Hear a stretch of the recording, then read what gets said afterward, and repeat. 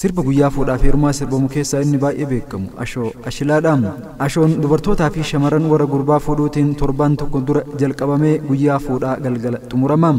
Ashoo ashilaa keessatti faaruun gurbaa fuudhu gosa gurbaa fuudhuu hiriyoota isaa warra jaallanii fi eebba of keessaa kan qabuudhaam.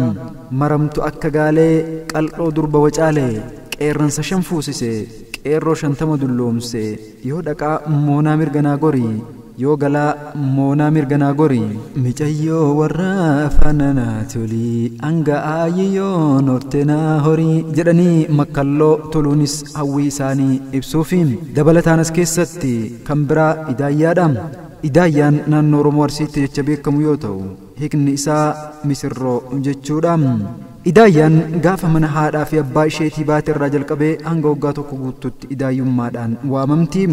Sanbooda ganyaa gosa itti heerumtee taatee humna guutuun hawaasummaa keessatti hirmaachuu jalqabdi. Idaayyaan intala seeraaf sirna guutuun waddeessa baarreetiin ganyaa fuuloo fi fuula haguugguu fi jahan jabbii qaraxaatiin gosaa fi gosti dhaabbattee akkasumallee dhaammattee walitti heerumsiifteedha.